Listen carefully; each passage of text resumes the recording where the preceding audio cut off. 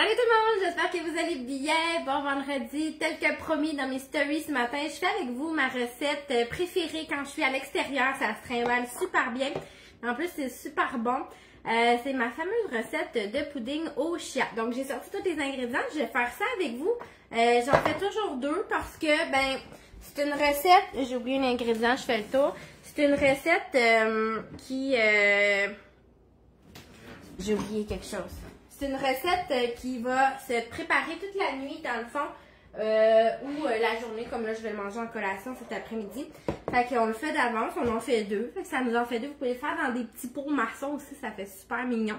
Je vais faire deux recettes pareilles, mais les saveurs vont être différentes. Alors, je vous montre ça très rapidement. Je vais commencer par les ingrédients secs. Je cuisine beaucoup à l'œil. Je vais essayer de vous donner les mesures. Donc, on commence par les graines de chia. Donc, ici, j'ai les blanches. Graines de chia blanches. Si vous prenez les blanches ou les noires, ça ne fait pas vraiment de grosses différences au niveau nutritionnel. C'est juste une question d'étape. S'ils sont noirs, je crois que s'ils sont noirs, ils ne sont pas tout à fait mûrs.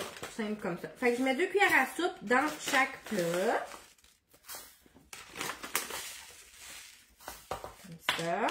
C'est une recette que je recommande pour les gens qui s'entraînent parce qu'il y a beaucoup quand même de lipides puis de glucides. Donc, c'est des bons lipides, des bons glucides qui vont être utilisés pour votre corps quand vous entraînez. Puis, il y a des protéines aussi dedans. Donc, je mets 1 cuillère à soupe de graines de lin moulu. Donc, quand vous vous entraînez, quand vous combinez les glucides complexes avec les protéines, c'est vraiment mieux pour votre indice glycémique. Ça se transforme vraiment mieux. Je vais ensuite ajouter des flocons d'avoine. Je mets 1/4 de tasse dans chaque pot. Okay. On va poursuivre avec les protéines. Donc, je vais faire un au chocolat, puis un plus aux petits fruits. Donc, je vais mettre juste 1 scoop de protéines au chocolat. Ici.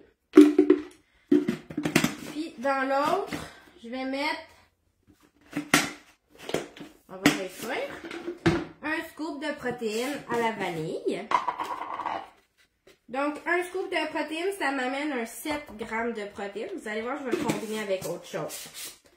Dans l'autre, on va ajouter le substitut de repas. Donc, c'est ce qui remplace vos fruits. Je vais en mettre juste un également. Donc, dans ça, j'ai 24 vitamines et minéraux. Donc, tout ce que votre corps a besoin, c'est là. Les fibres, les vitamines et minéraux. Là, je vais mettre vanille. J'ai déjà mis vanille, je vais continuer avec vanille. Donc, par exemple, quand vous mangez vos fruits et légumes, il y a plein de choses là-dedans. Ça vous amène vraiment vos nutriments. Dans le substitut de repas, c'est les nutriments qui sont. Donc, j'ai mis mes ingrédients secs. Dans celui au chocolat, je vais rajouter le PB2. C'est une petite poudre de beurre d'arachide et de cacao. C'est très faible en calories aussi. Là, c'est 25 calories pour 1 cuillère à soupe. C'est vraiment bon. Fait que ça. Je me suis pas... Ouais, je me suis sorti une petite cuillère. Je vais ajouter mon liquide. Donc, 1 demi-tasse d'eau. Moi, je mets de l'eau. Ça pourrait être du lait végétal. Donc, avoine, amandes, soya. Évidemment, sans sucre naturel. Pour pas avoir les sucres qui proviennent de vos arômes. On mélange tout ça.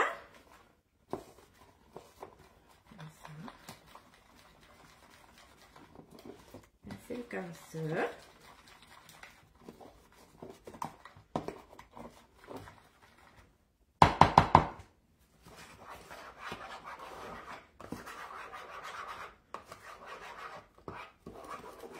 Ça sent déjà bon parce que les poudres de protéines, de substituts de repas sont vraiment goûteuses et savoureuses.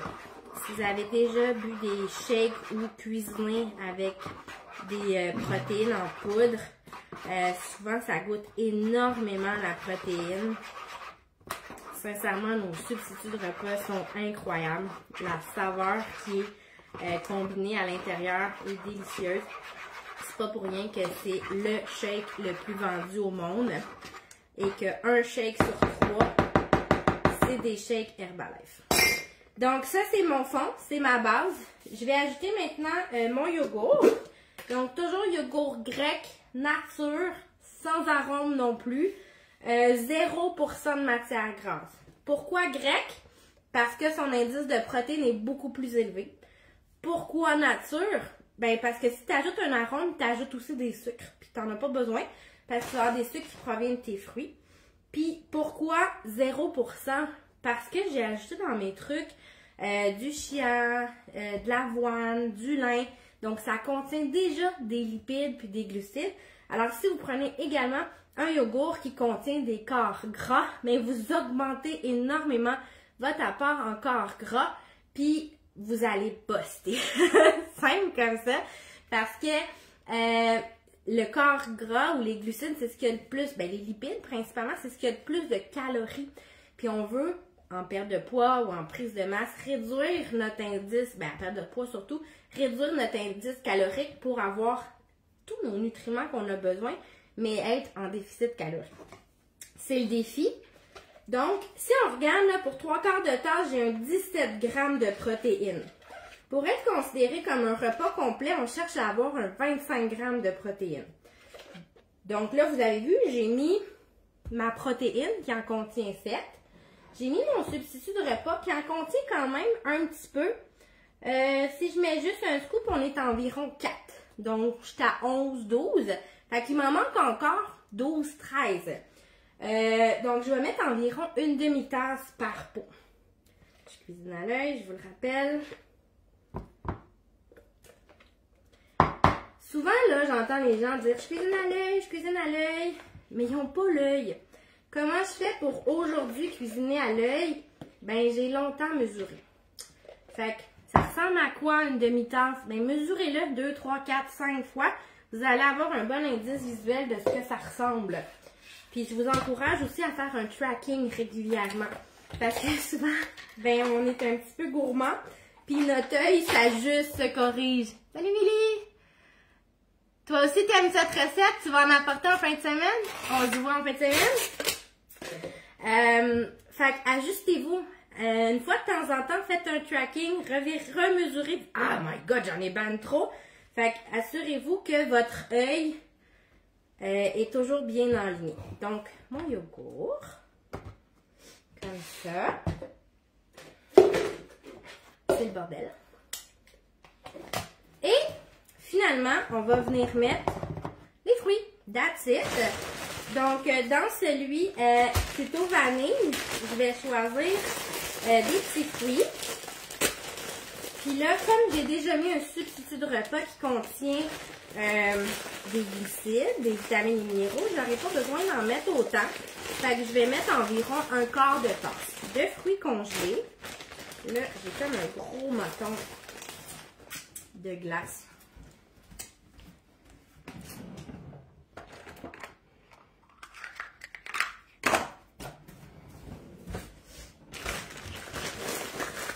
Ce qui est le fun avec les fruits congelés,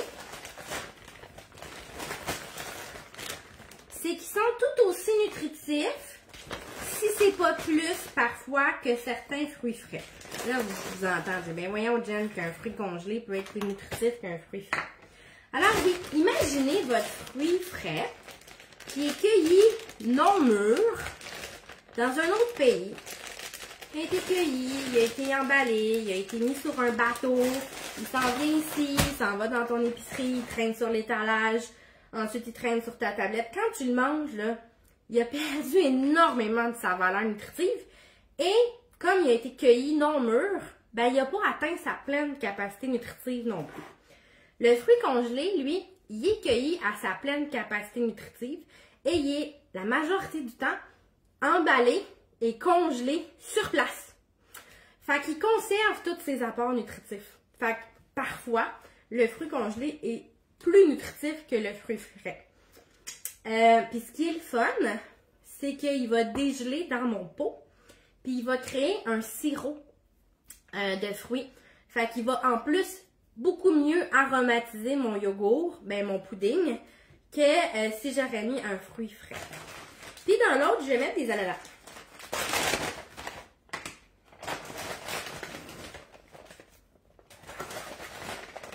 Puis là, vous me voyez, là, vous voyez les fruits, les substituts de repas. La composition que vous pouvez créer est assez infinie, là, avec les fruits et les saveurs que vous aimez. Puis là, hier, je me suis commandé dans un petit magasin du sirop sans sucre, sans calories. Alors, je vais en mettre un petit peu dedans, celui au chocolat. Je me suis acheté ça pour l'été, pour me faire des super beaux shakes pimpés. J'avais jamais essayé ça. J'ai très hâte d'y goûter.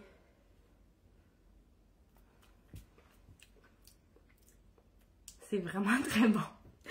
Fait que je vais venir en mettre juste un petit peu, comme ça. Même pas une cuillerée à soupe, là. Ça va donner une belle saveur à mon plat.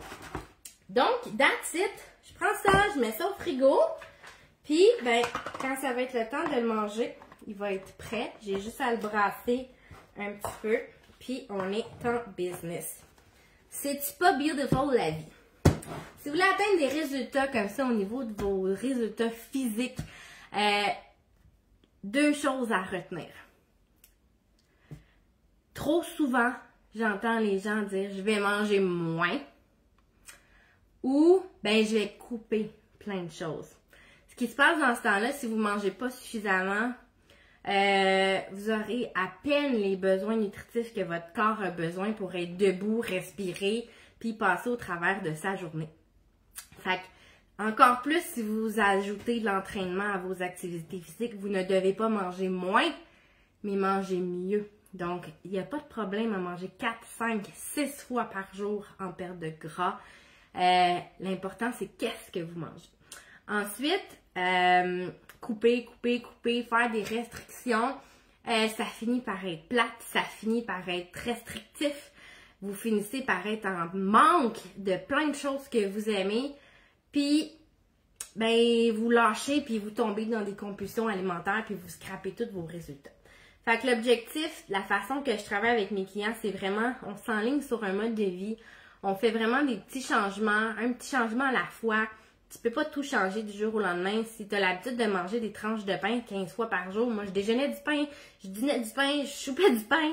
Tu peux pas du jour au lendemain demander à cette personne de plus manger de pain. Fait qu'il s'agit de trouver une meilleure sorte de pain, de réduire la fréquence, de réduire la quantité, d'ajouter d'autres aliments avec ça qui va t'amener un apport et une calibration alimentaire que ton corps a réellement besoin. Parce que ton corps n'a pas besoin de pain.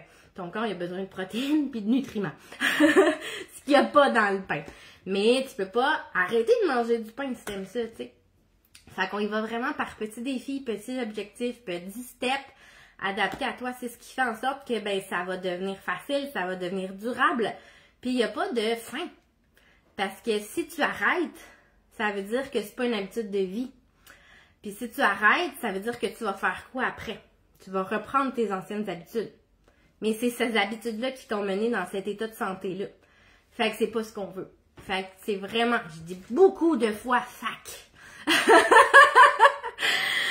Fait que je vous encourage à m'écrire pour vraiment apprendre et vous améliorer, avoir un service d'accompagnement avec ça pour vous aider à franchir chacune des petites étapes qui vont vous mener vers la meilleure état de santé de votre vie. Puis je parle pas juste de perte de gras, là, je parle vraiment de toutes les sphères. La motivation, l'état d'esprit, le sommeil, la santé digestive, la régularité, le niveau d'énergie. Ce qui se passe sur la balance, là, sincèrement, on s'en fout un peu quand tu ressens tous les autres bienfaits. Puis la balance, elle va juste s'adapter à tes nouvelles habitudes alimentaires. Puis c'est ça qui est merveilleux. Fait que sur ça, je range mon bordel, je mets ça au frigo, je m'en vais me doucher. Parce que c'est un gros week-end pour moi, c'est mon LDW. Donc, gros week-end de perfectionnement. Marie-Ève vient me chercher à 11h30. Donc, il me reste 1h30 pour me préparer. Sur ce, bon week-end tout le monde. Puis, essayez cette belle recette-là, puis redonnez-moi-en des nouvelles. Ciao!